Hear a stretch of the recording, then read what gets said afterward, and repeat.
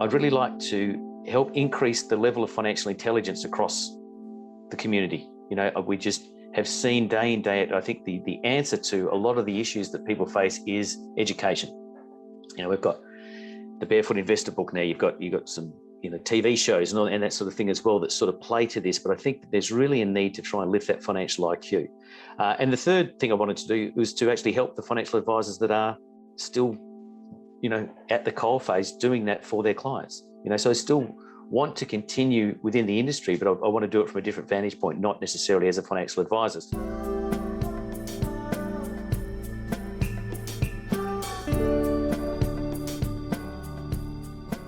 This week I sat down with friend and fellow financial advisor, Dale Scully. Dale has been an advisor for 23 years and a business owner for 11 years. However, more recently, he has evolved his career into business coaching. We sat down as two financial planning colleagues, drawing upon our differing but also shared experiences, as well as chatting about the special report written by my brother, James, and I, called Your Financial Legacy Roadmap, which was written to help business owners navigate wealth management and succession. Now, this discussion is brimming with value, so I've decided to share over 2 episodes. This is part 1, and I'll be sharing part 2 in the next episode. Make sure you listen to both to hear the full discussion with Dale on financial planning, dimensions of wealth, collaboration, and everything else in between.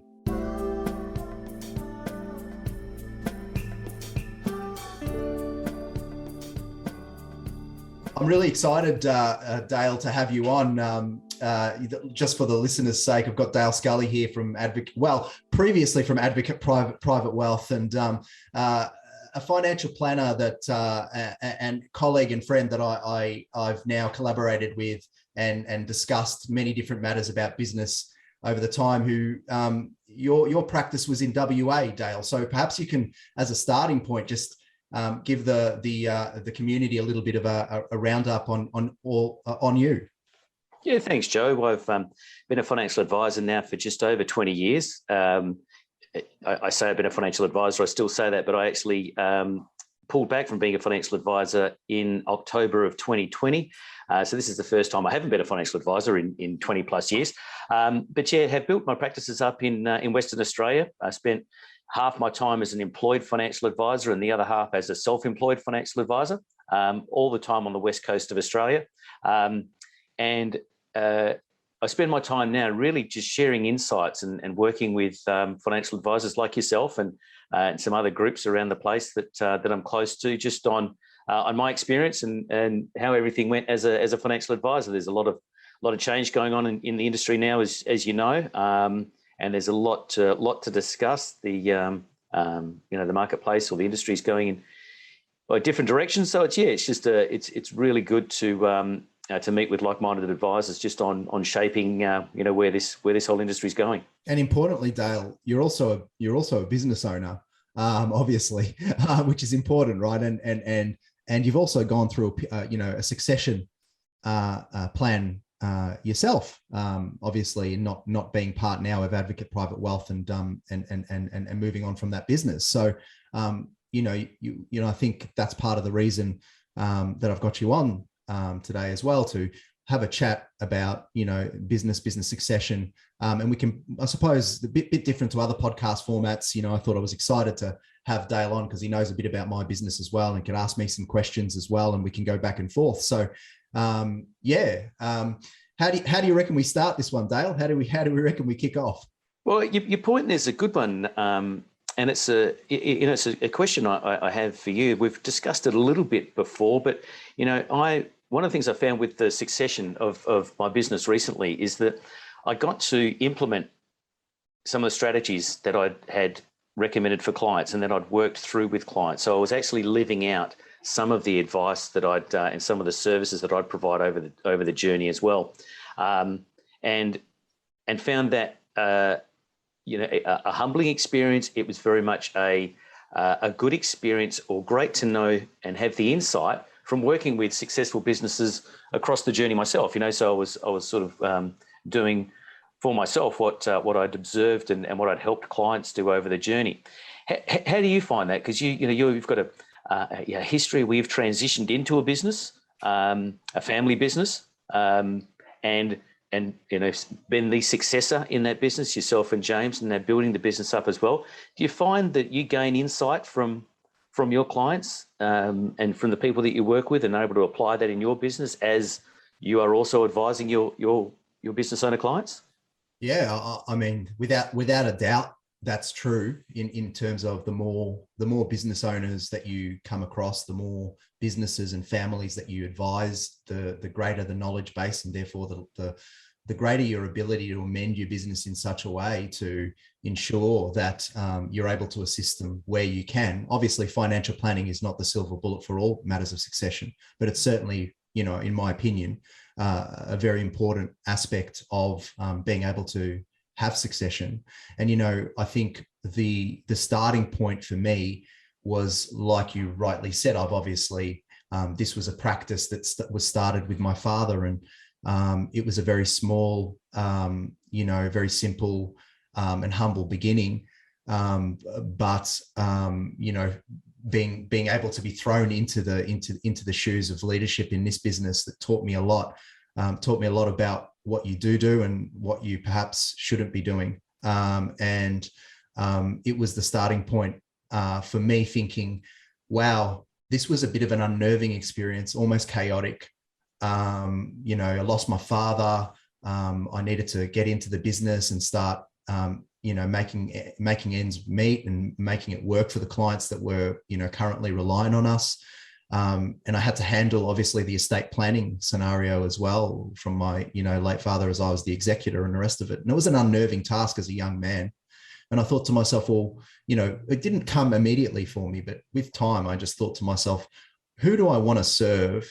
Because I feel like it's important that we specialize as a business in a target client. And I thought, well, surely there are some future Joes out there. Surely there's some parents of future Joes out there that, would want to have some, pretty strong advice around intergenerational wealth transfer and those types of aspects. And I thought, well, this is where I need to be. And I need to, and this is why I'm passionate about it, I need to protect the future Joes of the world in a way as best I can by giving great advice and helping families out with the right support around them.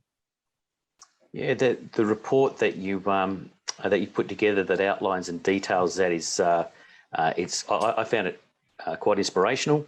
It's moving in parts, and it's got some great insights in it in terms of the lessons that you learned, but also the lessons that you've learned and the strategies that you've employed, the wealth management process, for example, and a number of other insights that you've sort of gained over time as well. It's a great document, but at the start of that, obviously, there is, you as we mentioned, being the successor into essentially what was your dad's business, and then you and James getting involved. Was there ever a time where that wasn't going to be the case for you? Was it always, right, I'm going to be, because you studied financial planning at RMIT, yeah. So you were going in that direction, but prior to that, why did you actually choose financial advice? Was it all based around that family business, or did you ever have thoughts of being a centre half back for Essendon, or was there something else that you were drawn to? I don't know if anyone else has this experience as a young person, and maybe I feel like I really didn't know what I wanted to do. I suppose at that age, I don't know that I was through school or through the family really educated on how to make decisions for myself in a way, and I felt like I was very unsure. And I remember my father was quite a passionate man about financial planning. He was an accountant, moved over to being one of the financial planners that converted from being an accountant. So but we're basically wearing both hats, and was an academic teaching. And he said to me, well, Joe, this is a new discipline, and I think you'd be pretty good at it. And that was good enough for me. I just went out and started to study, and it took me a little while.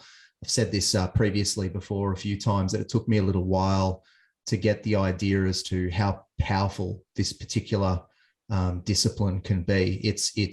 We work with financial strategies, but we're dealing with people's lives. We are involved in very deep and personal matters to do with estate planning, which is to do with passing on inheritances and to children, and dealing with, very complex personal and sometimes very emotive family matters. And so these are the aspects that I really relish. I enjoy making people's lives easier. And the financial planning itself, the actual strategic work and the technical detail. Of course, the business has to have a very strong competency in that area, but that's not necessarily what makes me get up every morning to do what I do. It's the outcomes, and it's the engagement with the families. Whereas James, my business partner and brother, may have a completely different view of why he gets up in the morning to do that. But certainly, from my perspective, that's what I do.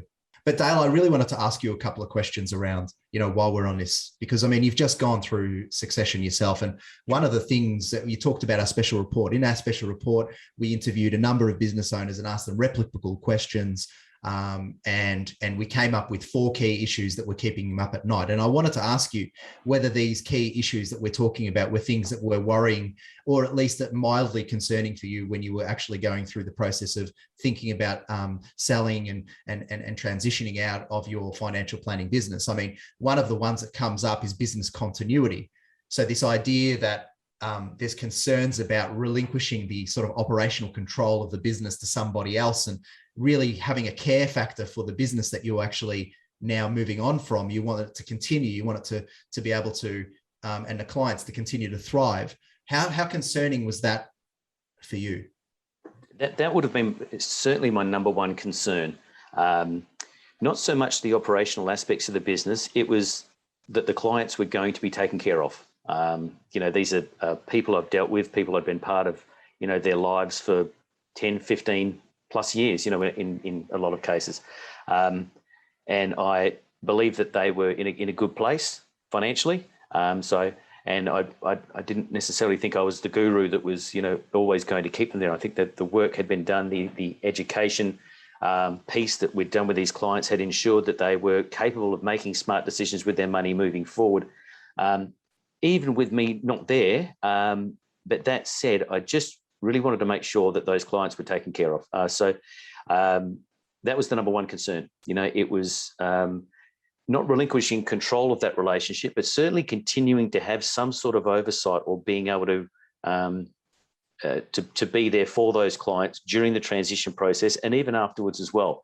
In financial advising, as you can have situations where you can sell a book of clients and then be precluded from talking to them because there's concerns around you sort of stealing them back and starting up another financial planning business down the street and that sort of thing as well. So it was important for me that the succession event involved me transitioning those clients into capable hands. Yeah, and when we think about like succession planning, Dale, part of the reason it can be challenging to go through something like this is because there is an emotional connection that the owner has with the individuals that they were working with prior to that, and it can be almost a little worrying as to whether or not they're going to be looked after appropriately afterwards, and that can actually slow down obviously the financial transaction itself, because the financial transaction itself obviously needs to take place, but there are a lot of things that have to happen before that. Absolutely, yeah, you're absolutely right. It's and good financial planning practices, like yourselves, you can see from your website and all that you do. It's all about the client. It's not a marketing gimmick. It really is all about the client, the process that they're going through, the outcomes that we are achieving for clients, and that sort of thing as well. So ensuring that happens often in the future is, as I said, was completely top of mind for me. Fortunately, in my instance, we was able to bring in a very capable advisory team to help manage those clients moving forward, which made my job a lot easier. That the clients have been put in capable hands really helps me sleep at night now. That was the key element for me. Do you think the actual fundamentals, the structure of this actual succession itself, the actual liquidity event, and the financial strategy around that, does that? Do you think the amount of inputs and the degree of complexity prevents you from prevents some business owners from wanting to move forward? It's almost like it's too hard or something. For sure, and I think it's overwhelming, and it's just so many factors being brought into play at once that it highlights the need for an external party. It really does to have another set of eyes or someone else helping guiding you through that process. I know this is playing directly into what what good financial advisors really do, but it's where I really got to see that you're so. People are so closely tied to their money that oftentimes having a financial advisor who's a step back from that money, advising them on it, helps them see the wood for the trees. Yeah. It's the same, very much the same, if not probably more an issue with business succession, because it becomes part of you, it becomes part of who you are and your identity and whatnot as well. And then you're contemplating being away from that. That's it's very difficult to cope with all of those moving parts. While you're right in the middle of it, you're the client, you're the person going through this sort of process at that point. And there seems to be some mix between a business consultant and a financial advisor that is the optimum mix when it comes to helping guide a client into retirement from having a business. The business consultant will really need to talk to the sort of succession planning, specific financial strategy side of it, where the financial planner is probably looking more at the personal financial structures and making sure that the business owner can actually see. One of the concerns that we had coming out of the special report was this idea of business owners not sleeping because of the idea of income continuity. The income that they were generating during their business life, will that continue post? And I think that's an entirely financial planning related question. And so that's where, a financial advisor becomes very, very helpful in that scenario. Would you agree? Absolutely. Yeah, it really is. You've got both elements there of what are the financial consequences of me succeeding my business, be it a trade sale, be it whatever it is, that I'm going through. And then what does that mean for me personally? And it underscores really, if you look at business owners, in my experience, and it's the same, for your corporate executives or a lot of people that even have a job, they're so concerned with the success of the business that they're a part of and everything about the success of that business that oftentimes the personal financial affairs get overlooked. And this is a key point in time where the two need to be looked at in tandem because they're intrinsically tied together. The success of the business is really a key factor in the success of someone's retirement plan or how much wealth they're going to have to enjoy in their retirement years. So you need those, at least those two disciplines, getting making sure the business transition and succession plan works effectively, but then also making sure absolutely that the business owner is taken care of post the event. Barring all of and taking into account obviously all of the emotional and the identity side of things that we spoke of, the monetary side of things, has to be top of mind. People have worked their whole lives. This is a crucial point in time, where they're looking to taking care of themselves off into the future. Without doubt, I think that's super. The financial side is super important. But you touched on the fusion of the ego with the business and the sense of self-worth that comes being a business owner. Like there's a sense of the fact that I am a business owner is a part of my identity, and so the removal of that can be really challenging.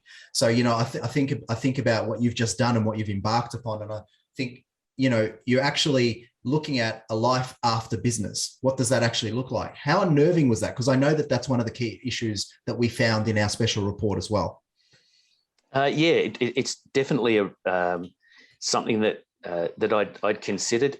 For me, the business transition side of things was an opportunity really that came about through the business structuring that we had in play. And so there was a moment in time where I thought there's an opportunity for me here to actually transition the client base, transition this business and do it effectively. And so I thought, and that got me thinking around, okay, well, what do I want to do post that?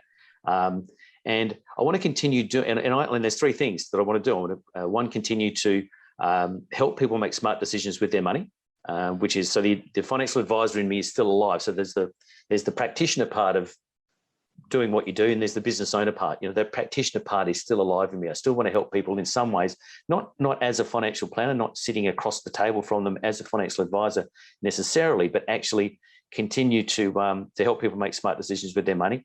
And attached to that, I'd really like to help increase the level of financial intelligence across the community. You know, we just have seen day in, day out, I think the answer to a lot of the issues that people face is education. You know, we've got the Barefoot Investor book now, you've got some, you know, TV shows and that sort of thing as well that sort of play to this, but I think that there's really a need to try and lift that financial IQ.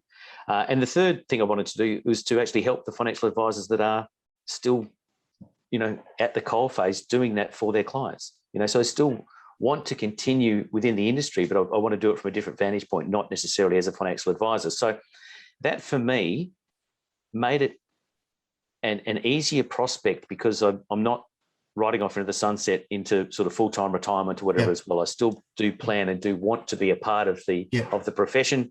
Still want to help people, just from a different vantage point, whether that's helping other financial advisors to help their clients or educating rather than advising. However it's sort of playing out, you know, it's still it's more of an evolutionary step for me rather than a complete ceasing of my identity as someone in the financial services. Do you think it would have slowed you down somewhat in making the call and the decision without the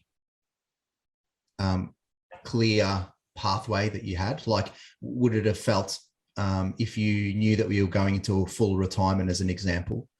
Do you think the actual decision may have been quite a bit harder? Yeah, it absolutely would have been. For me, I'm not, as I say, not leaving financial advising because I'm burnt out or don't like it or too old or whatever the case may be as well. It's that opportunity. So yeah, under different circumstances, it would have been a much more difficult situation to navigate. And you know, may well have not led to the result. You know, might not have even actually happened at all at that point in time, anyway. So yeah, so I love this sort of. Now let's address this. You know, the client. I mean, this is the centerpiece. The families that we work with. Not every family that we work with is different, but there are I suppose to develop a niche means that you are effectively developing an offering around clients that have certain predispositions. So if you've got a business owner client, you know that cash flow can be lumpy, as an example, because there can be fluctuating performances. You also know that there's this kind of tension between spending time with the family and in the business. Of course, that's the case in an employed situation as well. But in an employed situation, there's no skin in the game. With a business owner, the personal exertion and the financial cushion that you have are kind of linked. You know, why develop this niche? You know, I know you were the first person, Dale, actually, that I contacted around when I started thinking about developing a niche. And you said to me, well, I've been working with a US-based consultant talking about how to address the needs of a specific niche. Maybe you should go and do that. And that's what I went and did. Do you know why did we go down that journey?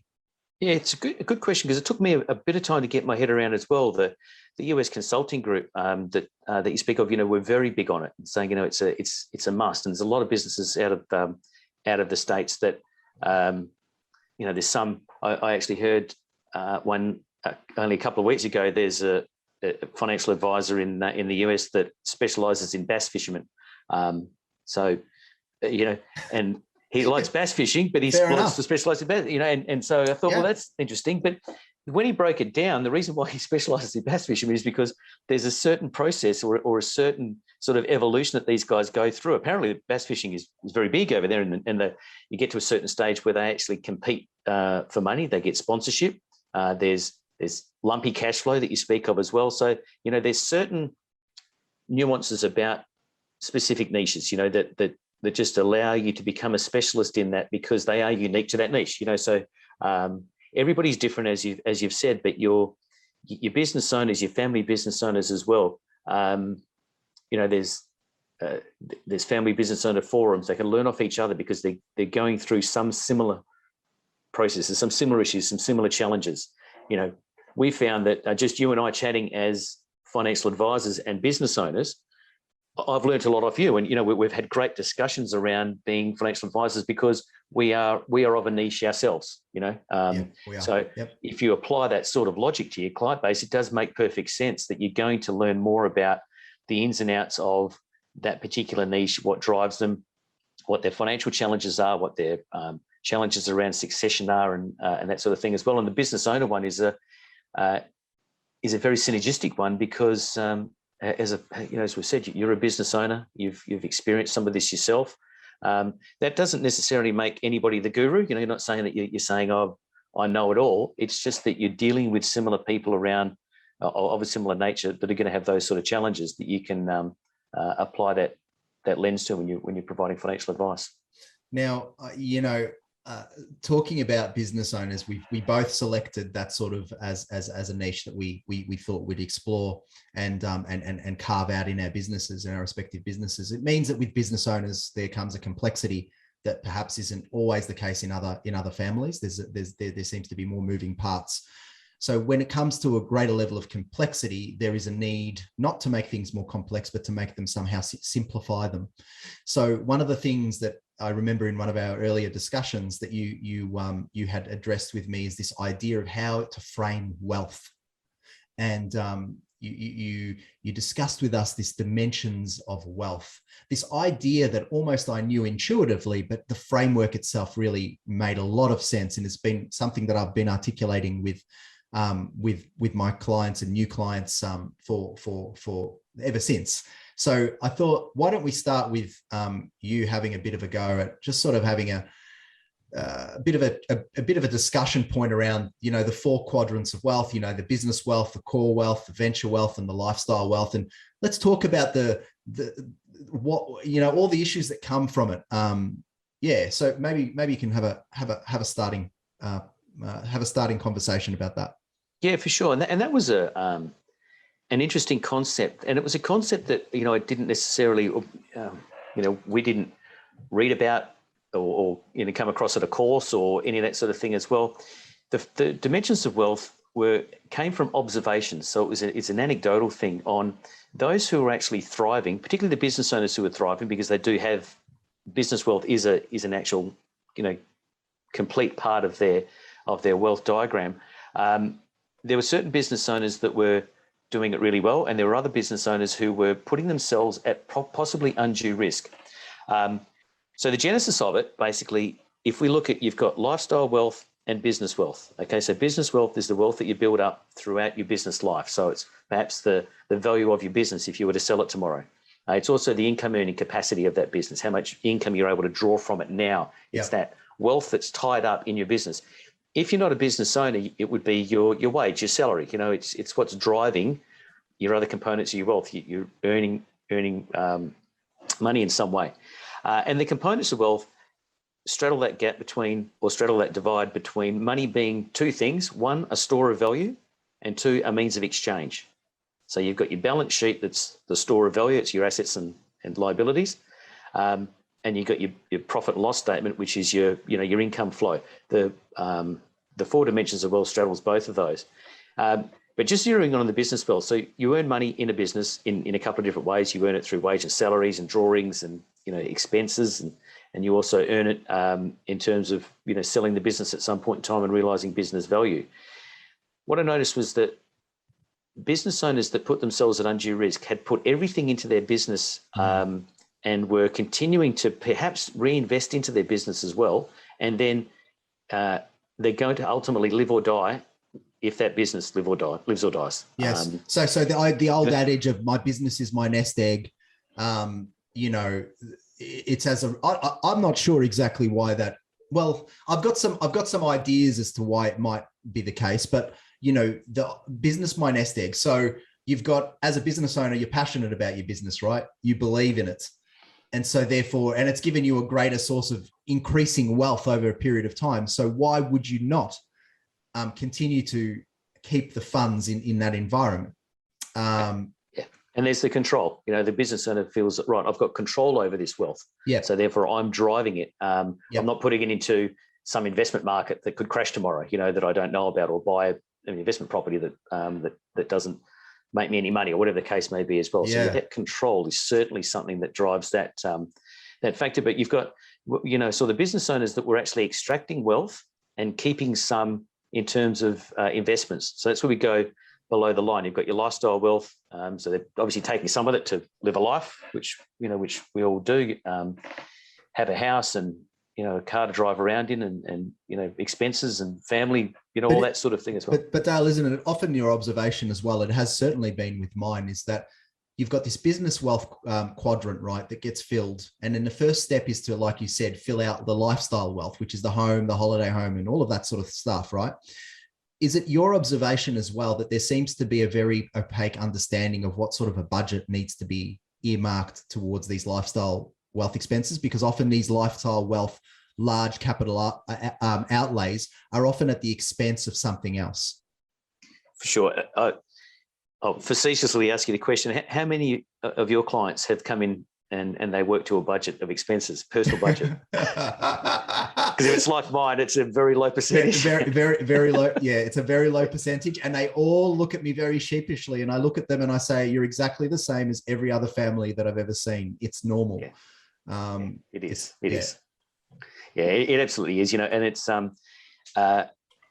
which is interesting because as a business owner, majority of business owners will know their overheads, right? They'll just know how much it costs to run a business and what their expenses are. And they'll look at the cost of, should I buy this piece of equipment, or should I, hire this person, and how's that going to factor into my cost of goods sold and all that sort of thing. Yeah. But majority of people don't have a personal budget, and you find it's actually those perhaps more affluent and who have sufficient monies to live a good lifestyle are probably the worst offenders, because they think, well, I don't really need to keep a budget. I've got enough money. Surely there's this sort of thought that keeping a budget is to try to find areas where you can scrimp and save and cut down in certain areas, that sort of thing as well. And no one wants to even contemplate doing that, so it's hard to find that motivation. But the real reason, as you pointed out, is just to know your overheads. It's to say, okay, well, you know that you need this amount of money to live the lifestyle that you want. That's money that's being directed from your business wealth across to your lifestyle. And we all have to live. You're not Absolutely. necessarily wanting to tighten the belt and live for tomorrow too much and just live on the smell of an oily rag. Obviously, you have to live now. But your point's well made. Just knowing what that figure is then allows you to say, okay, is there a surplus here? If there's a surplus, how do we best deploy that? Do we put it back into the business to build it up? Or do we start investing it? Do we start creating a nest egg or a separate nest egg where we can actually then, utilize that down the track? That's money for tomorrow. And the business, as I said, that it was a reverse engineering here. The business owners who'd actually done that well, had they were bulletproof.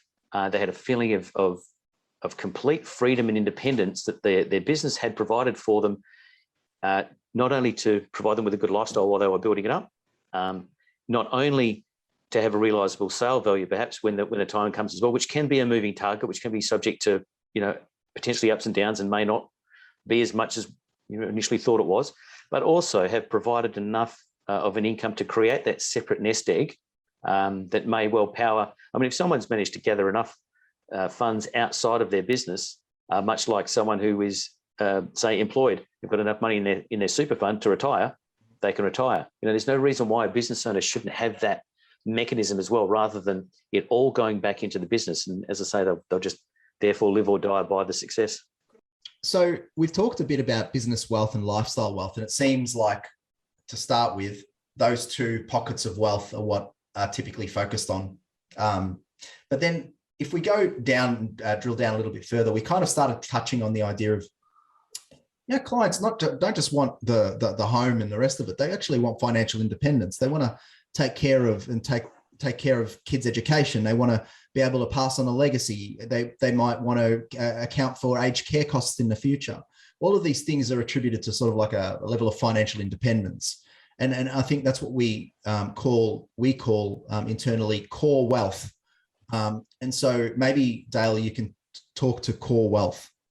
Yeah, for sure. And this is where the whole concept of these four quadrants of wealth or four dimensions of wealth really started to come into play and really start to be noticeable for anybody that walked in the door, if you were to actually map out how much have we got in our business wealth at the moment, what's the value of our business wealth quadrant, how much is tied up in lifestyle wealth, and then the business owners who had actually developed assets outside of that, which we call either your speculative type wealth or in the core wealth, those were the ones that had a far more bulletproof balance sheet. Those were the ones that were actually really the most successful and taking less risk or mitigating as much of that risk as they go. The core wealth side of things is really, a deliberate approach that puts money aside for the important things in life. It ensures that you've actually got something for tomorrow. It's the old concept of a nest egg. It's what superannuation was actually initially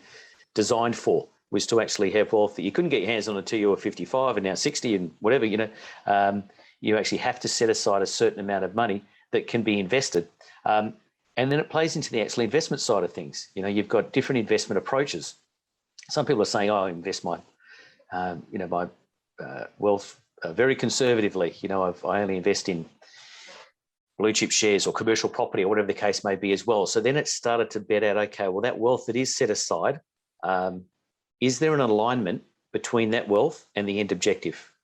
So in other words, what you're saying is that there should be some sort of nexus between how important the objective is and how much rigor and evidence is placed around the investment approach, or is that what you're kind of suggesting? Yeah, look, the importance of it really is the first step is to actually set aside the wealth. To have a mechanism that is outside of, say, the business in the business owner space. You do have a mechanism where you're actually capturing wealth outside of that can be quarantined, pardon the pun in these times, for specifically that that purpose of providing for tomorrow. Yeah. We'd take a conservative approach and say whatever the objective is, it's important. You wouldn't necessarily say, "Oh, this is play money. I think I'll go and dabble in something with that." There may be an appetite for higher risk that someone might have, but really, if this is a key component, and it can be a key component of your whole retirement plan, of your future planning, then there needs to be rigor around it, absolutely, and it needs to be addressed. Without getting on the soapbox too much, from a risk angle rather than a return angle. Yeah. And a lot of people, just due to look at the media and whatnot as well, it's all focused on returns. Yeah. There's no free lunch that I've come across in that. I haven't found an investment in my years of advising that gives you the highest consistent return for the lowest amount of risk. Mm-hmm.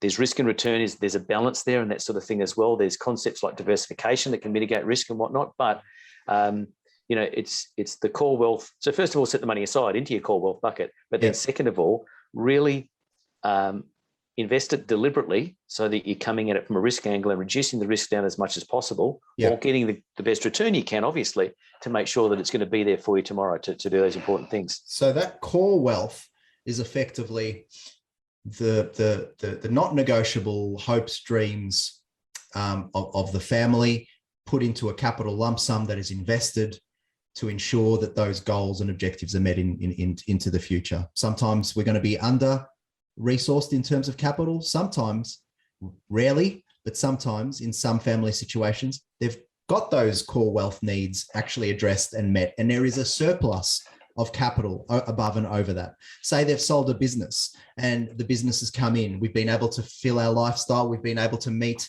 the not negotiable education costs, legacy payments, tax bills. Everything has been accounted for in that core wealth bucket. And there's more money on top of that.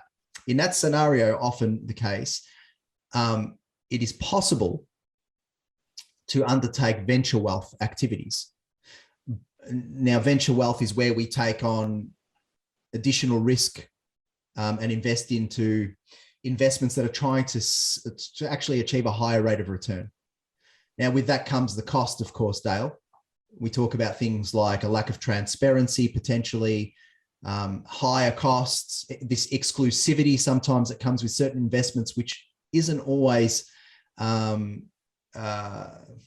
appropriate from a sustainability point of view for clients that are actually trying to invest in a not negotiable way. So I suppose in my mind, where clients don't have a good understanding of how much it costs them to run their ideal life, then these buckets, the core wealth, which is the risk managed bucket, and then the venture wealth, which is the kind of targeting a greater amount of return, are often intermingled.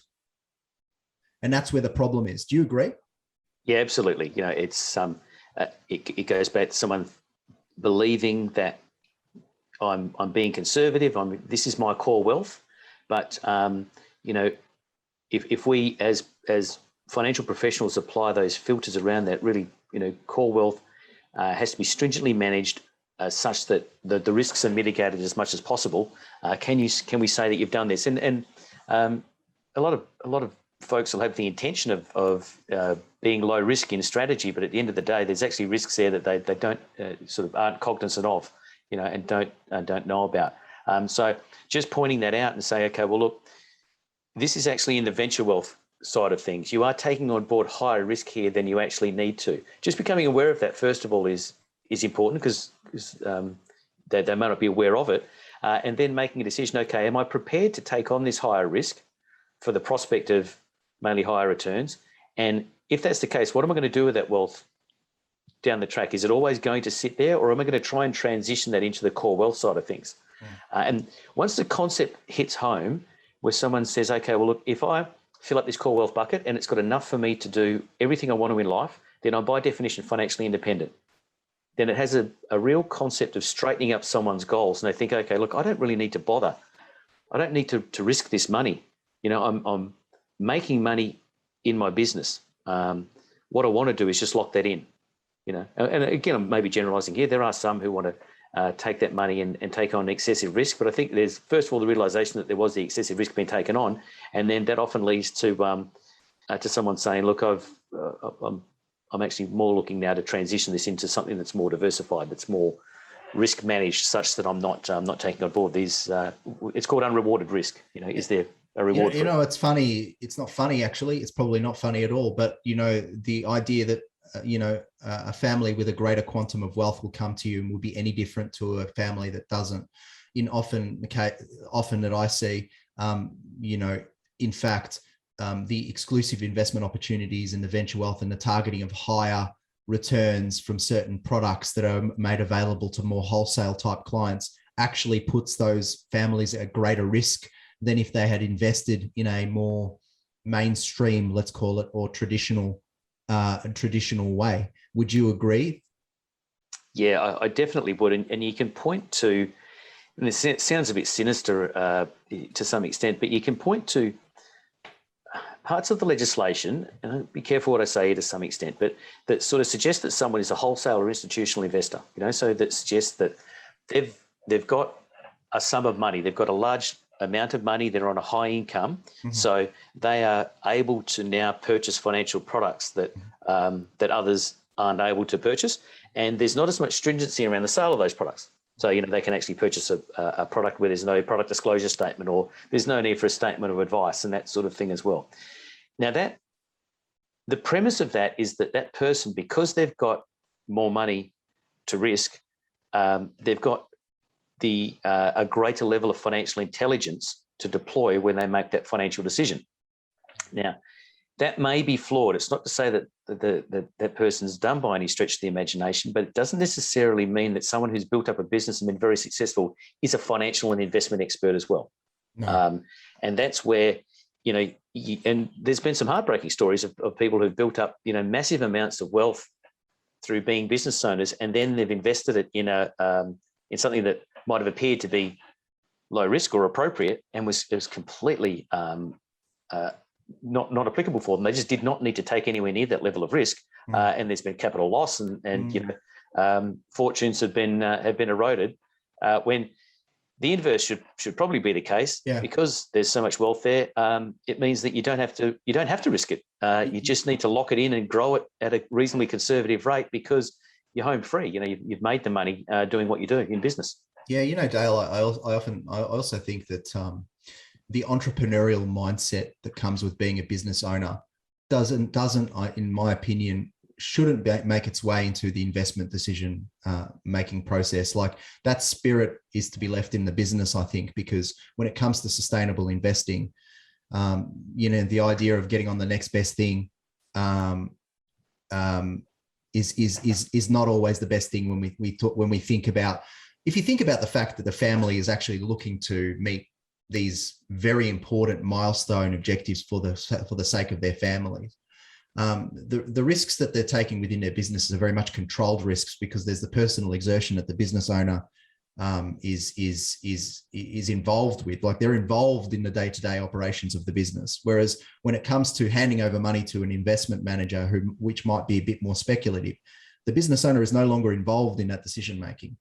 But there's still this kind of idea that it's exciting, that it's a new venture, that it's there's a story to it, and it's these stories and these kind of this excitement that almost, if I'm being quite binary about it, it almost feels like a little bit of a gambling situation, a gaming sort of serotonin high.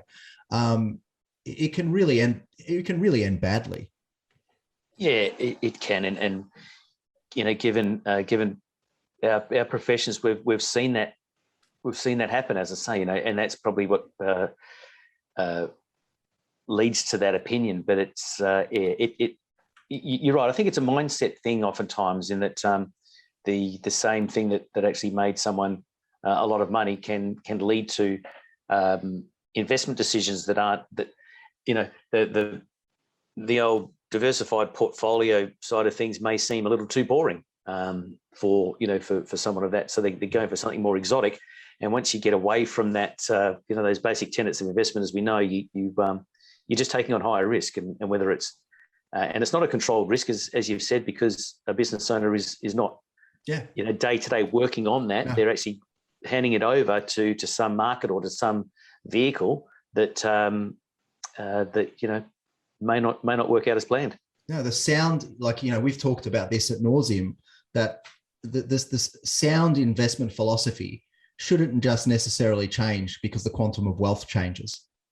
What was good for 100,000 can be good for 100 million. Yep. It's absolutely the case. There's concepts in investment that have been around for some period of time, and they've been tried and tested. They've been proven, and you're right. The quantum of money doesn't make a difference necessarily around those particular concepts. But we have observed that concept of I've got this suite of investments here that's applicable to me because I've achieved a certain amount of wealth. That's flawed, in its premise. I think you're right. Thank you for listening to part 1 of our 2-part conversation with Dale Scully. Keep an eye out for our next episode, where we will share part 2.